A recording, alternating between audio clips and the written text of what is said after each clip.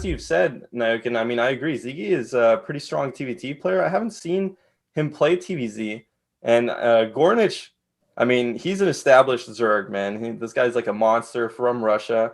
Has some pretty solid ZVT. We saw him play, I think it was him versus Medina, right? Last season, it was a pretty epic series that I think he ended up clutching. And I mean, Medina is like an established foreign player. So Ziggy, I think in this matchup is going to have the work cut out for him. But remember, the first two games, at least this game and then the next game, are going to be best of ones, and so is the winners match. But in best of one situations, I mean, anything can happen, right?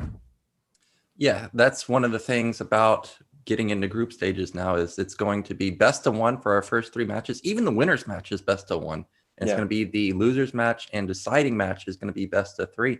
So for sure, Ziggy's got a chance here. g0rynich crushed it the past two seasons, second place in BSL 8. Third place in BSL 9, so he's really killing it. So I think he is a slight favorite, but it wouldn't surprise me if Ziggy does perform an upset right here.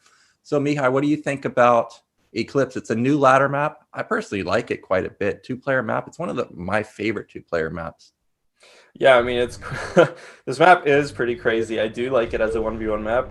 It's actually much more dynamic than you would expect, and it's pretty balanced, but it looks like we're actually going into the game right now. So g0rynich versus Ziggy on Eclipse. So in the top right, we have our Polish Terran player. It is Ziggy. And in the bottom left, we have our purple Zerg, an absolute monster the past couple seasons of BSL, looking to continue his reign of terror. It is g0rynich. So Eclipse, a new ladder map. I really do like this map. There are some intricacies with both positions. At bottom left, you can wall almost completely versus potential Lingoland, whereas at top right, you cannot do that. So what are some things you think that we should be looking for from both sides? I mean, I think for the most part, this map plays out pretty standard. I think, here's the thing about this map right now, I think it's a pretty standard map, obviously, for both players. Terran on this map is going to breathe a sigh of relief because it is a two-player map. So Zergs don't get that like kind of third base into fourth base that they would on maps like Fighting Spirit or Circuit Breaker. But at the same time, Zerg on this map is going to be really happy with being able to expand at locations such as 6 o'clock or even bottom left as their third. They have a couple of expansions to choose from, and those expansions are high ground expansions, so they're very easy to defend, and they're also very compact. So you could have even lurkers at a ramp, and they're going to also be defending against drops. So in that case, like in that sense, these bases are pretty defendable. Now, obviously, always on two-player maps, the big deal is going to be kind of the fourth base for the Zerg. Can the Zerg take that fourth base? Where's it going to be? Can Terran deny it? So I'm going to be looking, you know, if they get past kind of the mid game here, and actually we're getting a first-person feed here from Ziggy live, man. This is pretty crazy, eh?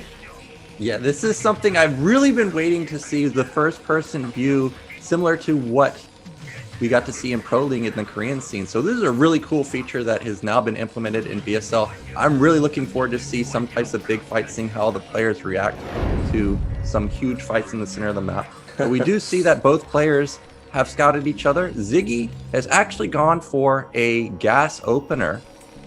We do see that it is going to be a factory coming in pretty soon. And for g0rynich, he's just playing pretty standard. He went pool gas, pretty fast gas off a 2-hatch. Factory's going to come down for Ziggy. And this map, I like what you were saying with the high ground. It kind of reminds me of Gladiator in that sense, where there were a ton of high ground bases that you could easily secure. And this feels like it would be a map made for somebody like g0rynich, who likes to just take... He doesn't always take the same expansion. You can take bottom middle, you can take bottom right, you can take mid left, you can take top left. One of the things about this map is top left, there's double gas there. So if Zerg gets that base in the early stages of the game, good luck, because they're going to have so much gas coming in for them. Yeah. Now, actually, have you played mech on this map at all? Yeah, so mech on here, any two-player map, my opinion, is if you can play mech and split the map, you're in a good position. But because of just how spread out it is and how hard it is to like actually bust anywhere, I don't think that this is the greatest mech map, but I have seen it been played by players like Light with great success. So we may see Ziggy just go for pure mech. We may see bio switches. We've actually been seeing more mech into bio play, at least from the pros, pro VODs that I've been seeing. Yeah, maybe Ziggy has something like that up his sleeve here. Now, both players playing pretty standard. Ziggy, though, his expansion is pretty delayed. He went for that bunker, which normally you don't go for. It's a very safe play. I mean, I totally understand it because, you know, doing this build order, Ziggy's pretty much safe against most Ling all-ins, most early Ling aggressions. So I like that, but he's definitely delaying his command center as a result. Meanwhile, g0rynich only really had to make 2 Lings on top of the Sunken. Obviously, the Sunken, he needed it for the Vulture here, but g0rynich's economy is already jump-started in this game now. He doesn't have a 3rd hatchery just yet. The Spire coming down. It doesn't look like he's getting his 2nd gas, so I'm gonna look to see. He's probably gonna pop down his 3rd hatchery anytime now. But yeah, kind of pretty interesting build orders from both players, but it's gonna settle into that sort of Goliath mid game against the Mutalisks. And g0rynich just now putting down his 3rd hatchery. So yeah, so far I think the build's kind of a bit interesting, but it is pretty standard what we're seeing. The Vulture coming in, hitting and it's gonna die. It doesn't die. Oh, it almost fell. It looked like that Ling kind of debated the Vulture, and look, he just poked out and it actually triggered. Look, he did it again, pulling the Vulture in. So a slick move from g0rynich. And as he pointed out, there is no 3rd hatch at another base just yet. That's one of the things that Zergs have adapted to when seeing Vulture openers or tech openers, is that they know I'm not scared of Vulture DPS, so they just go and plop down a 3rd base. And really, as Terran, you kind of just got to let them have it. Now we see that Ziggy is actually going into 2-fact, and in the past year, you would probably almost guarantee that this is going to be some type of Goliath timing. But more and more players these days are playing bio. They are not necessarily going for a timing. We may see Ziggy just sit back in his base, go into starport, go into vessel. And if you can split the map with that type of comp, it is very hard to deal with. Now, I see that the eBay is floating. And this is something that I do when I want to go bio, is I float it to the top right of my base, but it looks like it's just going to hide the turret. Now, the mutas come out, deny the Vulture. Drone's going to put down a 4th base. And as you pointed out, no gas mining at the NAT for a long time, so more than likely this is going to be super, you know, hardcore powering. So we're going to see a bunch of hydras come out pretty soon. But for now, g0rynich is in the dark. He doesn't know exactly what type of follow-up Ziggy's going for.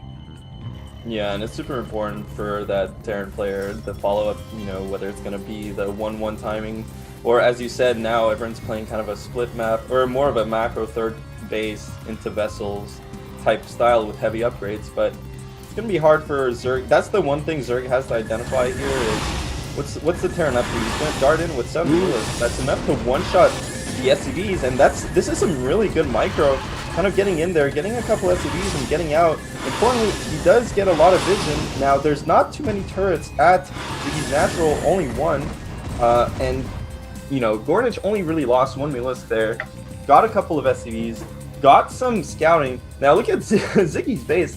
The layout, I really like it in a sense. Everything's kind of tucked in. It makes it a bit harder for Zerg to just gain the information, but I liked how g0rynich just, you know, darted in and out there. Now Ziggy has 1 control group of Goliaths ready. Now, at this, see, this is what's hard about playing mech, is it's just so hard to get some pressure out on the map. Like, where does he go here? Does he go to g0rynich's 3rd? But I mean, it's a high ground expansion. It's across the map. Does he just sit here? Like, what do you think now? Like, what's the plan? Yeah, I'm actually very worried for Ziggy because, first off, I love the turrets. I'm probably going to steal this with the floating of the buildings. It did a surprising amount of damage to the mutas. He was not expecting it. But the thing is now, is he's built almost like 10, 11 turrets.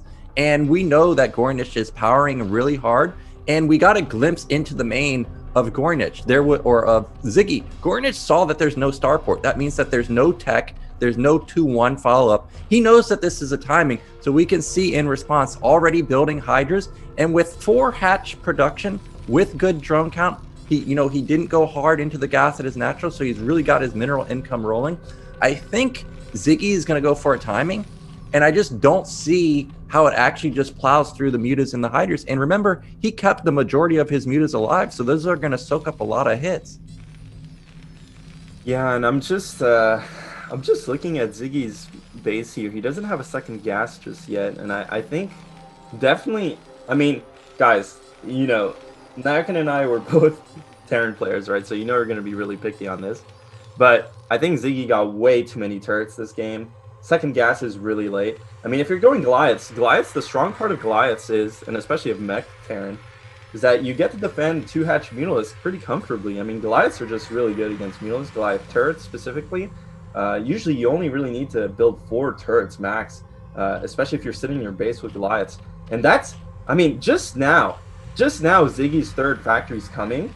If we look at g0rynich, he's already on 4 hatchery, mining off 3 base. His 5th hatchery is coming. His 3rd is completely saturated almost. He has a bunch of hydras and Mutalisks. And Ziggy's pushing out on the map with pure Goliaths. But let me tell you something, Nayokin. Goliaths don't do that well against hydralisks. We don't have any tanks. Well, they may not do well straight up, but if they can get some type of advantage like fighting over high ground, Goliaths can definitely win a fight like that. But I feel like Ziggy's kind of letting g0rynich play in his wheelhouse, because if we look at the supply of g0rynich, basically even to Ziggy.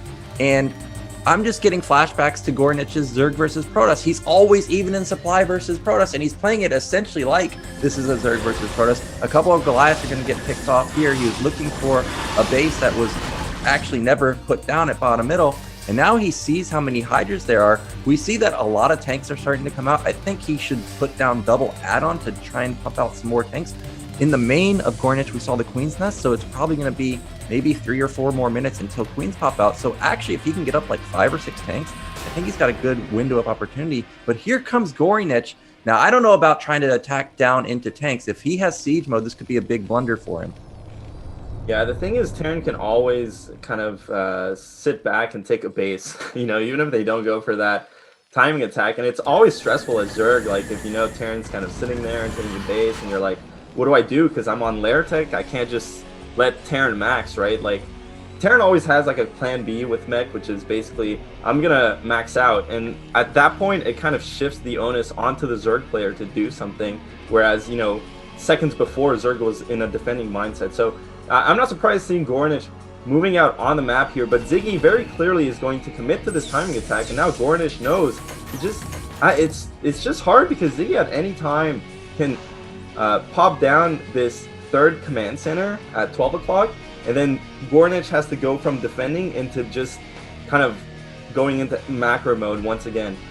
So I think Ziggy's still interested. What do you think? Like, I don't know what he really wants to do here. Like, does he want to attack? It looks like he's clearly committed on doing this timing attack because he has 6 factories. But I mean, the longer he waits, the worse this is going to be. Actually, originally when I was seeing him just open with Goliath, I wasn't really liking it. But the more I'm watching it, the more I'm liking it. Here we go. He's going to intercept g0rynич's counterattack, and I love this play. And I love how g0rynich was positioning for a counterattack. One of the weaknesses of mech is they can't be everywhere. So what Ziggy needs to do right now is lay down a ton of mines and then go for an attack, because he showed that it was going to be a Goliath timing. So g0rynich in response has built hydras the entire time. If we look at his gas, it's extremely low. So there's no potential for him to have something like 5, 6, 7 queens to pop these tanks. So the longer Ziggy sits here and builds up his tank count, it looks like we might actually have an engagement. Mine connects with a couple hydras, but actually the longer I'm watching this, the tank count gets higher, whereas there's no queens. And if it's just pure hydra versus like 10 tanks with 1-1, I don't see how g0rynich wins a straight up fight. Yeah, you're totally right, actually. The more I'm looking at this, the more the Terran Death Ball is just looking incredibly scary. And g0rynich, the thing is, sometimes you get stuck into this making units limbo as Zerg, and you don't really get the tech. In terms of queens, you don't get more production. And here suddenly, g0rynich is letting Ziggy get into such a prime position, gonna use that high ground and kind of cut off reinforcements. But g0rynich with kind of a flank, this is gonna be really good if it works. I don't think he's gonna go for the counterattack straight up. I think he's just gonna flank this army, and he's gonna have units coming from 3 separate angles. So, you know, if g0rynich controls it just right, he might have enough to break this. But look how many tanks there are, and there's vultures and Goliaths to buffer for them, and g0rynich is pretty much queens. He's got like 20 seconds for all these queens to have energy, and once they come in, that's going to be goodbye tanks. And there's a huge flank. There's 4 angles from the high ground, from the low ground. Here come the queens. Can they pop in the tanks? The one goes down. Looks like there's not really that many queens that have energy, but this is it for Ziggy. He cannot reinforce. Hydra's getting on top of all those tanks, and I think that g0rynich has done it. He just overwhelms the Terran army. We can see a line of yellow coming across the map, but that's only vultures. Oh my god, this actually looked really scary for g0rynich for a second, but then suddenly we looked at his base. He had 8 queens. Those queens popped 4 tanks before the fight even happened, and then g0rynich was rallying hydralists from 3 sides. Now, what does Ziggy have? He doesn't have a 3rd base, so basically his whole plan got completely stopped here, and, you know, suddenly Zerg's on 4 base, Terran's on 2 base still with no standing army except vultures. These vultures make up probably 20 supply of the Terran army, and, you know, vultures, I mean, they're good harassment units, but in terms of in the fights, they do absolutely nothing. Completely die to hydralists. They do soak up some damage for the tanks, but yeah, I mean, this is gonna be really hard. Ziggy needs to. The thing is, when you go for this 6 factory play, also you don't even have a follow-up upgrades. So Ziggy's on 1-1, g0rynich is on 2-0, probably going on 2-1 now, and he has queens. So the longer this game goes, the better g0rynich's chances are looking. Well, we've got another attack coming in for Ziggy. He knows that he has to do something, but those queens are again within 20 energy of popping 4 out of these 6 tanks. There goes one of them. Tank vulture versus, you know, mass hydras. It's an okay comp, but you need an overwhelming amount of tanks, and it looks like there's just way too many hydras. I wouldn't be surprised if we see a tap out right here. Ziggy is building a command center, is building a starport, but he doesn't have the econ, I don't think, to try and go for some type of split map play. Queen, probably going to go parasite something to see where the actual army is. And g0rynich is just in full control. He's got the left side of the map. He's starting to take the bottom side of the map. If he can take mid-left also, it really puts Terran in a very precarious situation. We can see the g0rynich upgrade came in for a secondary on the lair. Ziggy's going to try and play it out. He's going to try and take top middle. Now, if he can somehow stabilize, Terran on 5 base, if they can get top left, can actually, you know, trade fine versus 6 base Zerg. But with 12 queens already out on the map, my experience versus queens is it's almost impossible to kill these. So I feel like just every single fight is going to be like 10 tanks going down almost for free. It's going to be really hard to survive a split map scenario when that happens. I mean, you never know, man. Maybe there's going to be a miraculous, like, EMP on top of all the queens as they come in to brood into the tanks, but that's, you know, pretty unlikely. And the thing is, still, as Zerg, it's hard to attack into tank mine. You really have to get the broodlings off. But like you said, he has so many queens, it doesn't really matter. He can just fly the queens over the tanks, take his time, and just bop each tank. Yeah, that's so many queens. And one of the things about Eclipse is there's not buildable terrain at this 3rd base right outside it. So all these tanks, unless there is Goliath support, queens can literally just pick them off one by one. So I think Ziggy needs to start contemplating trying to go for something like Valkyries, where anytime a queen comes in, at least he'll be trading a queen for a tank. But we don't see any of them just yet. But if he can secure top middle, that would be 4 base versus 4 base. It's not like g0rynich is exploding in terms of bases just yet. But Ziggy needs a really good trade to catch up because he's down 30 supply now. g0rynich is doing g0rynich things, and you can see a couple queens have split off there. They've got their eyes set on some type of, or some tank somewhere on the map.